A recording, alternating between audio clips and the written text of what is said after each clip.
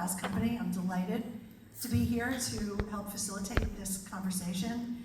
We're going to talk about the Agentic AI revolution, and we're going to hear about how we're closing the gap between vision and impact. I'm going to ask my panelists to introduce themselves briefly. Hi everyone, I'm Anthony Moisant. I am the Chief Information Officer and Chief Security Officer for Indeed. It's great to be here. And hi everybody, I'm Tom Hebner. I'm the VP of Agentforce at Neuraflash.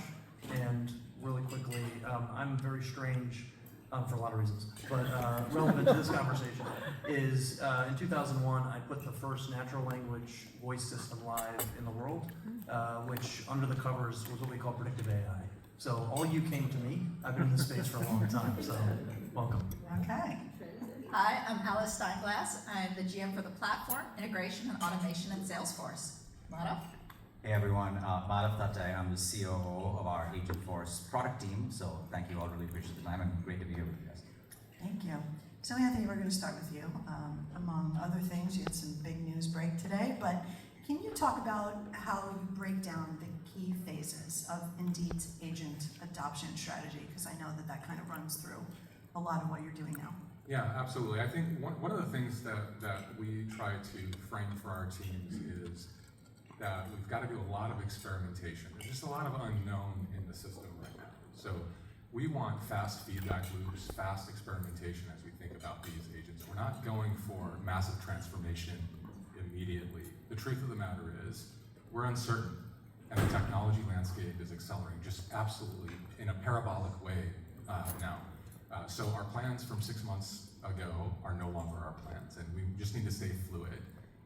So I think a culture towards experimentation, fast feedback loops, learning, and actually getting the fear out of the system. You know, we have a theory that actually the teams that are going to win, the companies that are going to win, are not the ones that adopt technology as fast as possible. They're the ones that are going to create the culture of learning, experimentation, and going after value. And that's paying off for us right now. We've got an amazing culture at Indeed of innovation, and I'm excited to see what we're going to do next. Well, before you turn it over to Tom, because I have another question for the trendsetter here. Tell me a little bit about how you're looking at specific business challenges that allowed you to prioritize Agentic AI. Yeah, so I'm a simple person. My team over there calls me a simpleton all the time. So we have ambitious goals, but I keep it really, really simple, and it's 50%. We have an ambition at Indeed. At the company level, we want to reduce the time to hire by 50%. That means that we've got to strip the sand out of the gears from our employers and from our job seekers. We just need to make it easier to connect job seekers to opportunities that our employers have for them. So that's at the company level. And then another 50% target. Our whole go-to-market team today, sales, support, marketing, everything around that ecosystem to be far more effective and more efficient. So we have a goal, pretty ambitious goal over the next couple years to improve productivity by 50%. And we're already seeing the trajectory map out to exactly that, and pretty exciting. Hello, agents. Hello. Okay, trend-setting Tom. Next question is for you. I couldn't love that more. We'll make you a t-shirt and some socks, maybe. From Neuraflash's perspective, what are the essential steps in a successful agent implementation process? It's a great question, and I really love what Indeed did. I'm going to answer it a little kind of the negative, what goes wrong. And people are uncomfortable with the technology and what it's actually doing, where it's going to work, and there's a trap that so many people are falling into. They're like, well, we're not sure about it. Let's do an internal use case. So in service, for example, we have all these service agents, right? Every company's got thousands to tens of thousands of service agents. We'll put some AI to help them do their jobs. So, okay, that sounds great, and see if it all works. The problem is, those people don't want to use it. And when you put it in, did you put it in where they are working or on the side so it's easier or hard? Trying to get, that's kind of this quagmire you step into, and you end up not unlocking the value. You know, for me, Salesforce always markets their products and markets everything like to this high level. And after deploying, we've done 60 deployments in Agentforce. They're underhyping this technology. These 50% targets are not scary. Like, this is what the technology can actually do. So Are you telling him he needs to aim higher? It's achievable and it's exciting. And the reality is that the folks that are doing right, like Indeed, chose external facing use cases, high volume use cases, where you can see the power of the technology right away and not get trapped. So folks like Indeed are the ones that are going to lead. Because let's try it out there, put it out in front of our customers, and let's see what we actually learn, see how it works. They're doing it conservatively. They're not doing 100% volume right away, but they're putting it external so you unlock the real value of technology. And that is the place to go. So the roadmap would be, what does it look like right now, since things are changing so rapidly, given the fact that that happens? Yeah, I think there's a couple things. The service is just sitting there ready to be automated. Like so much, and people worry that AI is taking your job and getting worried about it. Service centers have really high turnover, 20%, 30%. People don't like doing frontline service. Humans, it's not a fun job. And so they don't do it well. So no company's got this amazing frontline service. Agents, you can train them to be amazing. They don't have bad days, and you can get to that point. So I think service is just waiting to be automated. And then you start talking about sales and increasing revenue. We have one of our customers, the credit union. They're talking about all their service is defense, and they're on the defense use cases. Offense is going after selling and getting more value. So love that, reduced by 50% time to hire. That's offense, right? Let's go out there and let's make everything better, while defense saves you a ton of money when you come to service. So Alice, next question is for you. Building on this, let's talk about how the unified platform, Salesforce's unified platform, addresses these core needs, particularly with regard to security and governance and scalability, all that sort of unsexy stuff under the hood. Tell us a little bit about that. Yeah, Anthony, when you said, how'd you put it, taking the fear out of this so that people can run at it, you have a lot of very sensitive data at Indeed, right? We do, yeah. Yeah, you have all of your customer data, employee data, and one of the key things that I see with companies moving into this is they need the fundamental investment in the security, in the compliance, in the regulations that enable you to move fast, that enable your teams to be able to move quickly. So we've been making a number of investments there. I mean, this has always been a strength for Salesforce. Our number one value is trust. We work in all of the regulated industries, companies like RBC today, Royal Bank of Canada. They're investing in Agentforce because they know that they can have that security and compliance when they do.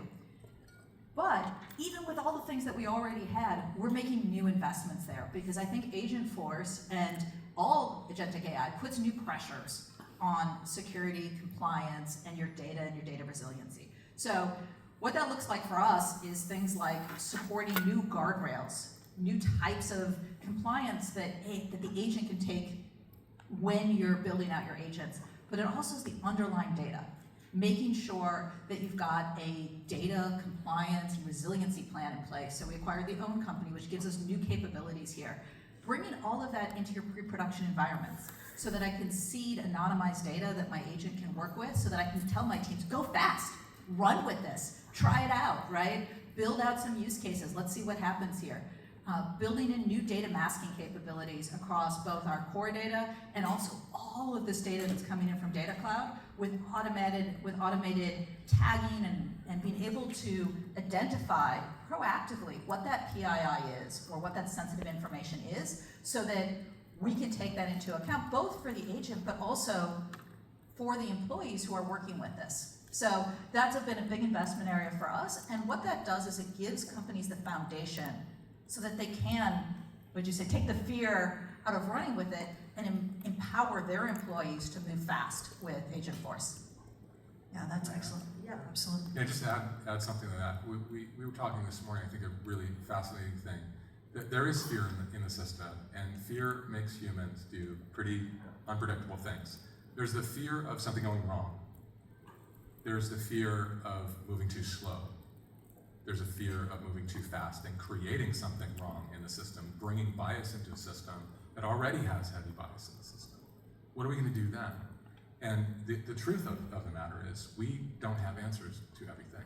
And I think the best answer to most questions in this space is we're not sure. But these guardrail systems, this trust layer system, those things that we are sure about, those things that just absolutely cannot happen, We cannot, as an example, stop a job seeker from getting employed at an employer because of their position ethnically or from any other perspective of demographics, as an example. That is something we cannot allow happen. And the trust layer can help us. It's a supplement for us to help us avoid things like that. So peeking under the hood, Madhav, I can't quite see you, but there you are. Can you talk a little bit about how you're seeing, I mean, obviously deploying agents really requires a deep understanding of the customer. So talk about some best practices for facilitating that. Yeah, happy to, and thank you for being a great customer. Thank you for being a great partner. It's great to work with you guys. This has been an incredibly fun journey. We are building a new category of products, and we get to work with some incredible customers who are really at the forefront of experimentation and trend-setting partners who've kind of been on this journey for a long time, and so that's really been amazing. Stepping back, when we talk to customers about how to think about these agentic use cases, it really comes down to three things that we usually spend time on. Number one, what is the outcome you are trying to achieve? And what is the job that this agent needs to do? That's really question number one. And customers like Indeed, they know what the outcome is that they want to drive. That outcome can be broken down into a set of specific jobs that they need to go do. So that's question number one. Question number two then is, okay, to achieve that job, what data do you need? What do you need to pull in? How do we make sure that the agent has the right context available to perform that particular job? And then the third question is, okay, what are the actual tasks this agent needs to execute on? Is it doing things inside Salesforce? Is it answering questions? Is it doing things outside of Salesforce? Let's really break those jobs down into the tasks that the agent actually has to execute on. It's what we call actions on the platform. So those are the three fundamental questions. And so when we work with customers, we see customers at various points in this spectrum. We've built the product itself to really help a customer navigate this journey. We're going to help you with tools that allow you to ideate on what kind of agent you want to build and to connect the data, what kind of actions, and there's AI assistance, at every step of the way to help a customer do that. Now, in some cases, our customers need help to think through how to break down these agents into things that are going to drive these outcomes. And in those cases, of course, we have incredible partners that work with our customers. We have our professional services organization. And the most fun part of my job, especially as we're building this product, over the last year or so, is I spend a lot of time with customers directly engaging our product team, our engineering team. We are in the trenches with our customers, really helping them figure out and navigate this journey. And it's for a lot of reasons. We want to understand how to drive the right outcomes. What data do you need? Let's answer questions about security. What are the guardrails? And so it's really been an incredibly, fruitful journey because all of those learnings have informed how to make the product consistently better. We've added capabilities like our testing center capability. That came from customer feedback on, hey, testing these stochastic systems at scale requires a new way of how we test these agents. So let's go build that capability. I want visibility into how is this agent performing in real time so I can tune and improve the agent. Great, let's go make sure that we're really rapidly building that. So this acceleration that you've seen in the Agentforce platform, and you heard some of that this morning, has really come from this really deep connection that we have with customers as they are navigating this journey along with everyone else. But we want to really build for what they want. Well, building on that, Tom, talk a little bit about the technical components that you need to have a successful implementation of Agentic AI. Yeah, it's a good call out too. Yeah, I think having a goal is it's not a technical component, but know what you're trying to solve really helps. From a technical side, everyone knows that AI runs on the data and as good as the data that you have, right? So, and what's interesting is so many companies are saying to us, well, our data's not very good. Our data's not very good. Well, your company's been running on it for decades. It's not that bad, right? So the data isn't that bad. So you can get started. And one of the things we find is Agentforce is a gap finder. So you put an agent out, you start testing it, and you realize, oh, why is it saying that? The agent's broken. Actually, no, your knowledge article doesn't agree with the other knowledge article. Like everybody's finding these things because knowledge articles were something that humans used. And humans would fill in those gaps themselves with their knowledge, their experience, what's going on. AI doesn't have that yet. So we're finding those gaps and updating that data.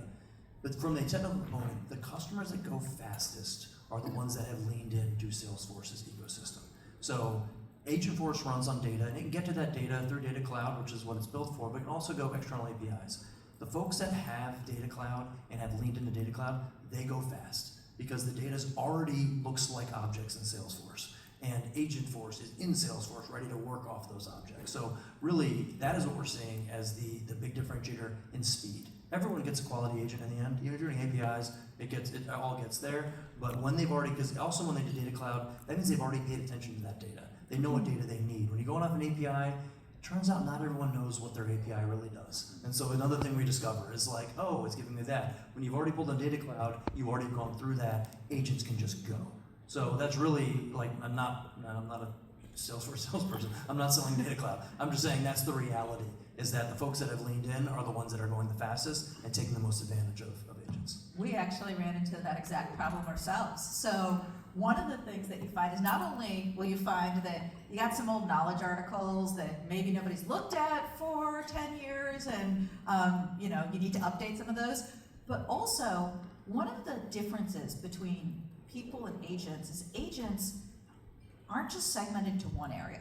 You can give them access across your organization, which allows them to not just answer support questions, but also do upsell or also answer other types of questions. So one of the things that we saw was we put it out there.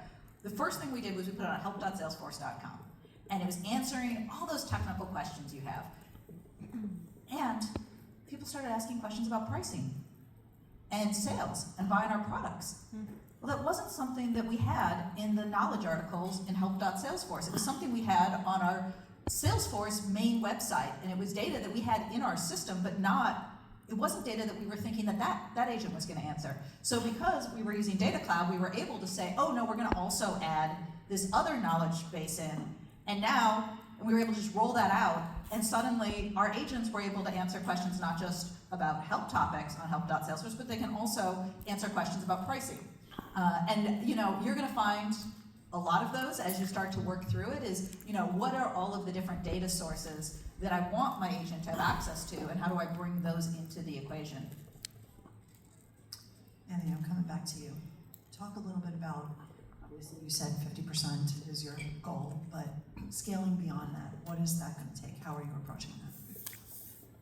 So I think 50% is plenty ambitious. And I'll say that one of the most surprising things that we've been finding with AI is the impact. I was talking about this morning as well, the impact on empathy and what empathy does for connection with people and with our customers. And so what we're finding is, first, pretty amazing. You can train an agent to answer like you.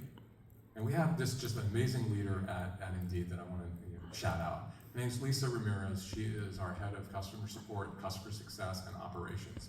She routinely reaches into random job seeker outreach and employer outreach, and she will answer questions and deal with issues herself. She handles all the escalation herself. The empathy that she shows, the connectivity she shows to every single customer, it's a one-on-one experience. And the truth is that most of our teams don't have the bandwidth and they don't have the skill that Lisa has.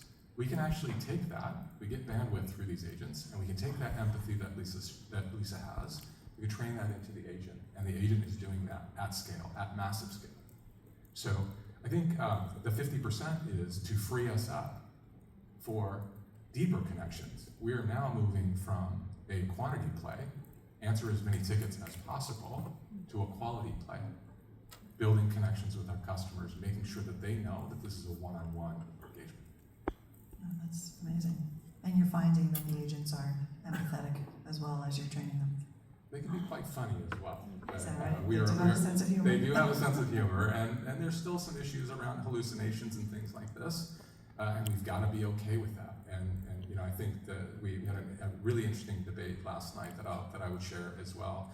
We don't have a lot of forgiveness on AI right now. There's not, speaking of empathy, we don't have a lot of empathy when AI gets it wrong. When a human gets it wrong, it's like, just another human. It's just another human getting things wrong. I think we've got to get comfortable with some error rate because the societal impact is just too good. It is too good for us to leave on the table. Yeah, there's no service center that has less than 5% errors and improvements, right? There's thousands of humans making mistakes all the time. So trying to have Agentforce or any generative AI be 100% is ridiculous, right? You are comparing to human, not comparing to a scripted agent like the old school way. Those could only handle very small things, but they said the same thing every time. You have to start thinking of it like human, quality assurance like human, monitoring like a human, everything. You do not think of it as a robot anymore. You have to think of it more like an agent.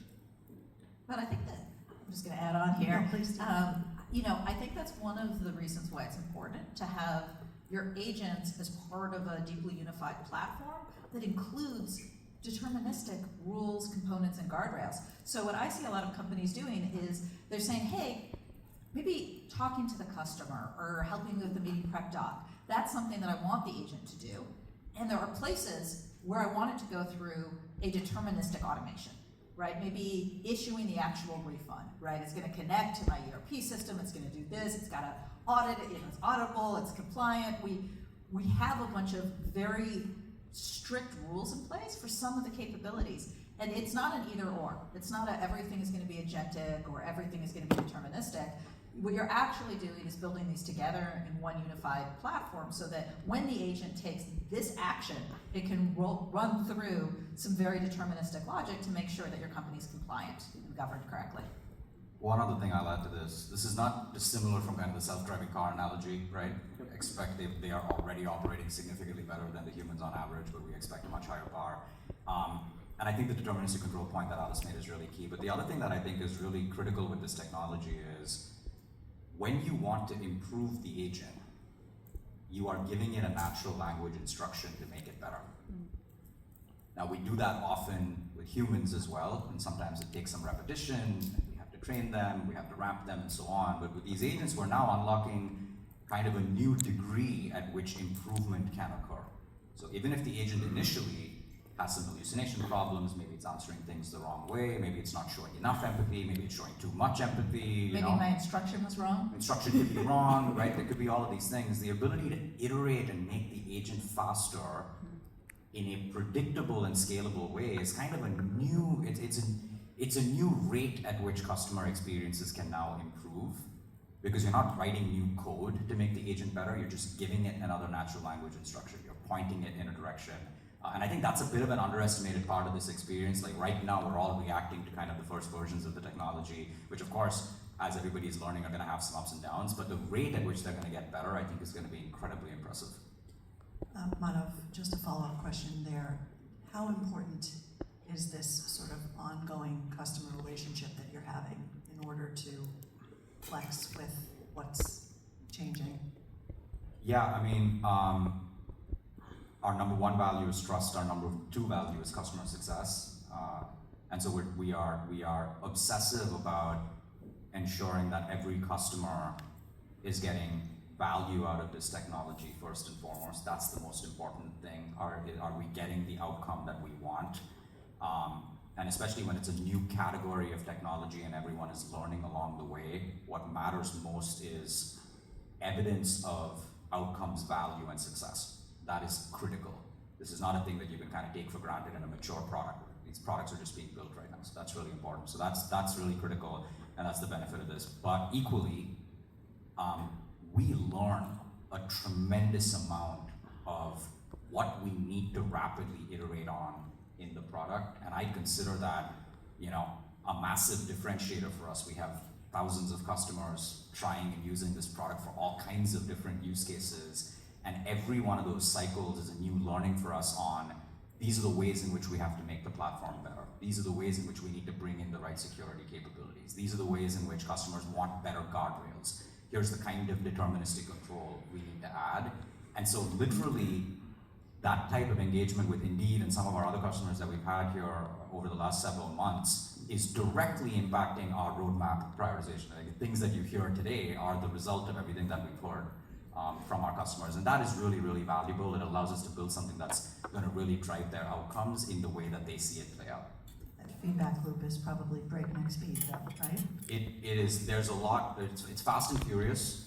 And I would say in this, this is an interesting technology because I almost think the rate of innovation and our ability to build these feedback loops and really create these capabilities for customers is incredibly fast.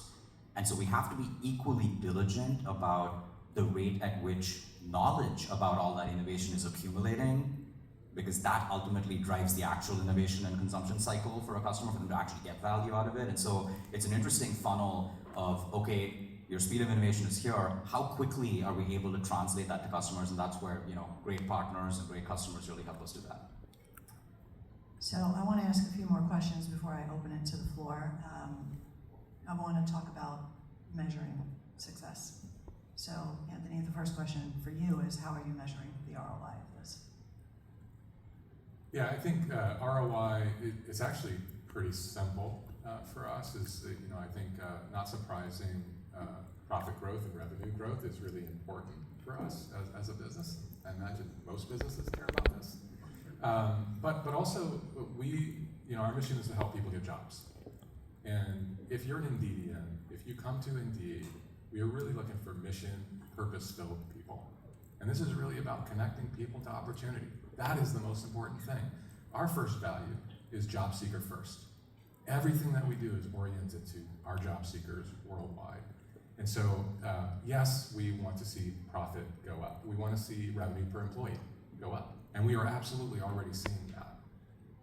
But more importantly, we want to reduce the time to hire by 50%. We understand that jobs are much more than just a paycheck. This is about sustainability. It's about giving people a sense of purpose, unlocking creativity of the human, and that's really impactful. It fills our cup. Tom, before we all sat up here, we were talking about conversations and how natural language is really going to be a driver. So how are you measuring the impact of great conversations that are happening right now? It's a great call out. There's something called conversation design, which I'm finding most people have no idea what I'm talking about when I say that. I used to run a conversation design team, so professionally it feels a little weird that no one even knows what I'm talking Okay, about. he's flexing the term. It's a term, it's important. So what conversation designers used to script what automation did. They scripted and they wrote all the words, the whole language. With generative AI, you don't have to do that anymore, but how you actually make it conversational, because LLMs out of the box are not conversational. It seems like they are, because you ask a question, you get an answer. That's not a conversation, right? That's input, output. A conversation is where you're leading and going back and forth and taking turns, getting somewhere. And so think about really anything. If you're selling or if you're doing service, it's going to be a conversation. So there's you said you get the instructions wrong, right? How you write your instructions so that your end result is a conversation versus input output is key. Your question was, how do you measure that? So that's first part, is like making sure it's actually conversation. And to Anthony's point, it's simple, right? How much are we fully automating? How much time are we saving, right? If you're fully automating, you're doing that work that the frontline agent doesn't want to do in the first place, and fully automating it. The other side is you get some of it done, and then you have all of that information in a case record in front of a human that's already done for them. You save them time. So those are really the ways that we're measuring it. And when you think about conversation, right now it's all in text, or it's all typing. And voice is coming. I'm not speaking for Salesforce, but voice is coming. And it's unbelievably powerful. And I've said I've been doing this for a long time. And the whole goal for the last 10 years was digital, move everyone, shift to digital, get people to stop calling, thinking about it in service, get people to stop calling, have them do digital. And people are still calling, right? 70 to 80% of all inbound service is still on the phone. So when you get this technology on voice is when everyone's going to realize, the world's going to wake up to how amazing it is, and that's where you're going to get the massive ROI. And to Anthony's point, what do you do with that savings? It's not let's just cut costs by some percent, it's how great can we give service now that we aren't spending all of our energy just doing frontline. What can we do, and where can voice take us? Because people like to talk a lot, typically more than they like to type. Right? So how can we leverage voice across everything that's going on? So for us, we're kind of like, Agentforce is the warm-up right now. Like we're in digital, we're in the smaller channels, we're learning, everyone's learning this, how to do it, what is conversation design, these kind of things are all getting played out. So when voice comes, when everything's gonna change. Can I add to that? Absolutely. Okay, so there is beyond voice. There is another aspect of this that I personally am very excited about, which is headless agents. We are. That doesn't sound creepy at all. Should we rename that? Is there a better name for that? I like that one, actually. Ask an agent. Yeah, we don't want to push the human analogy too far. So, one of the, if you look at an enterprise, for a long time we said, hey, let's take those really repetitive tasks, those things that are the same almost every time, that are very reliable, and we can automate them and go a lot faster.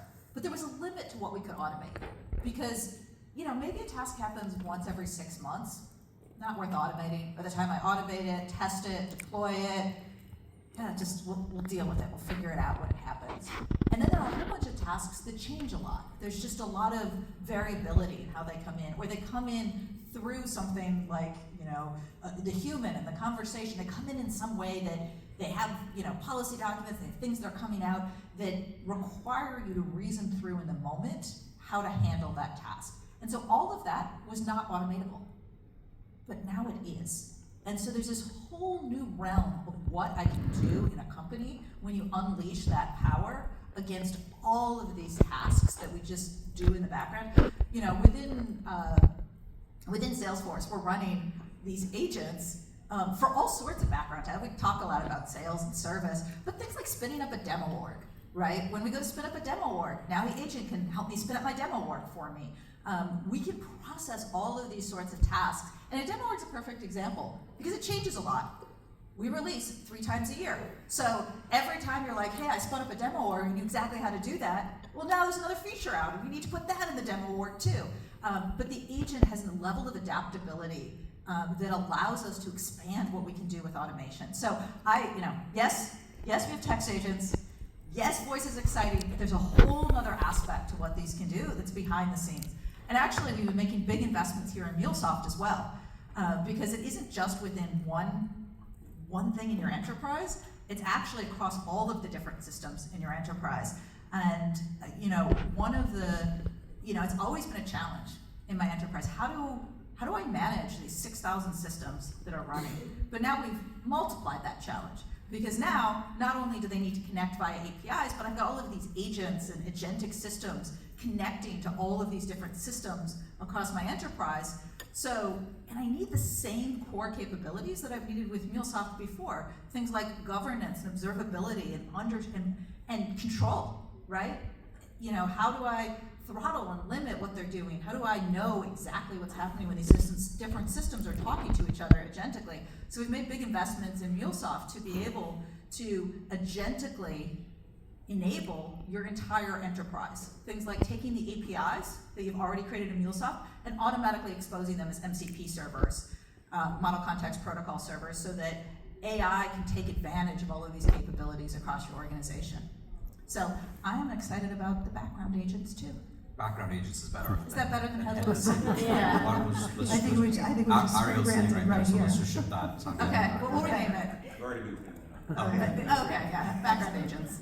So while we're talking about impact and measuring ROI, I'd be remiss if I didn't ask that there is a cost component to this. So Madhav, we just announced that there was a flexible pricing model. So can you just talk a little bit about that? Yeah, I think this is important.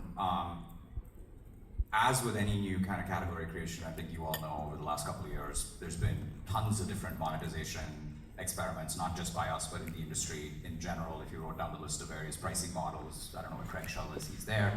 It's probably a 50-page document that has all kinds of different things that people have tried. And we've had different approaches that we've done as well. We've talked about very low-level kind of infrastructure-level pricing. We've had per user per month add-ons with our seats, and we've had a bunch of other things. So what we've really learned actually getting these things out there and having customers use it is there's a real need for flexibility in how customers are thinking about these use cases. You imagine a future in which an agentic workforce for a business or a function includes external customer-facing agents, it includes internal productivity agents that are driving employee workflows, and then, as Alice said, a very exciting category of at-scale background agents. That's what the agentic workforce is going to look like. And a one-size model is not going to work for all of those different things. And so we really want to give customers choice for how they think about these different agentic workflows. And we really want customers to not be limited by their ability to experiment. So we've had a pretty successful model out there already for the customer-facing agents, which is kind of conversation pricing. And this one works for a lot of customers because it's easy to tie it together to say, okay, well, how many conversations am I having? Let me think about that value. And so that works for certain customers. But for customers that have different use cases, or they're using these agents really as point-to-point kind of workflow automation, that doesn't really work. You can't really map that to a conversation. It's not a simple way to think about it. What we've heard from customers is we really want to be able to manage the work that the agent is doing. If I'm a business function leader, if I'm a CIO, I want to be able to understand how to measure and manage the actual output of this particular agent. And so what we announced today is really pricing at the action level with our flex credit mechanism. And so it's 10 cents per action, which we think really gets to the crux of let's start to tie the value of the actions we're taking with the pricing for the agent itself. And that's going to work for a lot of scenarios. You can imagine in Alice's background agent kind of scenario, that's an agent that's doing data processing and action just in the background at scale, right? That is a much more rational model for something like that. So that flexibility, I think, is really important. We also talked about the fact that customers also want flexibility from a commercial model perspective in their relationship with us. So we announced these flex agreements that really allow for a lot more movement and fluidity between how customers are thinking about their traditional seat investment and how they're thinking about some of these agentic products that take a different form. So we want to make sure that there's kind of commercial flexibility there. So that was the second thing. And then the third thing, which we'll flesh out here in the next few weeks, is we want employee scenarios to just be unencumbered by the need to figure out every single workflow. And the reason I say that is employee agents as a class are going to have an incredible number of different workflows. That's really what employee agents are, right? We have customers, we have some customers that are thinking about, just in their sales organization, 80 different use cases for employee agents. And each one really translates to a specific automation. We want that to be just easy for people to go do, to experiment with. And so we have this idea of, for some of our customers that are buying some of our editions, to just have unlimited usage of agents for these employee types, and we'll have more details about that coming up. But the name of the game here, I think, is we want the model to be flexible for all of our customers, and we don't want to put constraints around the ability for customers to really experiment with a variety of different use cases that they can use these agents for. Okay, we've got about 4 minutes because Anthony needs to dash. Question from the floor? I actually had a question for Anthony. So before you go, how did you come up with the 50% number? Was it like a team effort? Did someone come up with 50%? Yeah, I think 50% as far as time to hire. Right. There was an interesting stat, and I don't remember the exact stat, but I believe what we looked at was when somebody does not have a job, how long is it between that point being without a job and insolvency? What is that period of time? And what we realized was the current time to hire is much longer than that. What does that mean? We're putting humans at risk. So we looked at it from that perspective. How do we shrink it down to the point at which somebody can lose their job and get a new opportunity without that risk to themselves, to their family, to the community in general? And that was the starting point. On the go-to-market side, the 50% was just generally speaking, we looked at how much of our organization was encumbered by things that, like, our salespeople not selling, our customer success people not spending time with customers, they're just data entry. And that was about 50%. So that's what we targeted. What we targeted was low value. We don't want the low value stuff. Let's send that to the agent. We're going to go after the high value stuff. None? I think the rest of the panelists are here. Welcome. If you have time. You want to Hi, good afternoon. Stan Smith with Americon Tech. We're preparing young people for careers in technology from underserved communities. And Salesforce is a partner with us and supporting us through AI for Impact, which is great. We're building on an agent. I guess my question, you talk about fine-tuning models.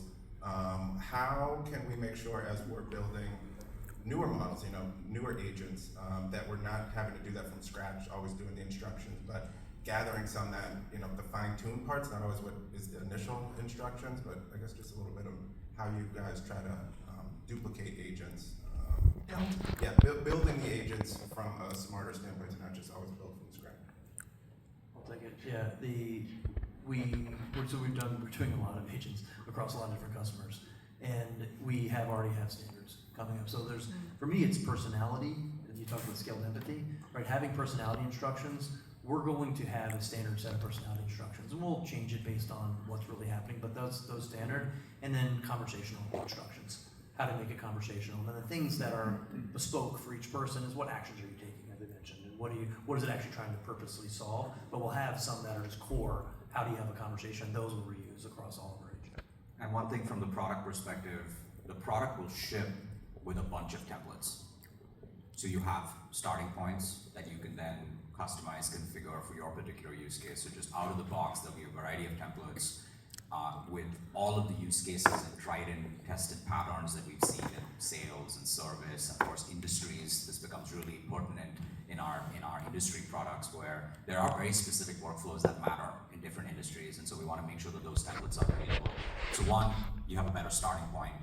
Two, AI Assist now is part of the Agentforce platform, which allows you to ideate, work through prompts, instructions, etc. So you feel like you're starting from scratch. You can actually get a leg up with the AI helping. That's the second thing. The third thing is the platform itself is built to retain everything that you've built from an action perspective, a topic perspective, and instruction perspective. So literally there's a library. So if you say, hey, I've used these actions with these topics before, they're all available in Agentforce platform, and I can plug them into a different agent. Let's say I want to do a new iteration of some kind because of whatever new improvement. It's very easy to inherit all of that metadata essentially into the new agent and then go from there. Does that help? So we're at time, but some of these fine folks will be around to answer additional questions if they want to stay, but let's give all of our panelists a round of applause, please.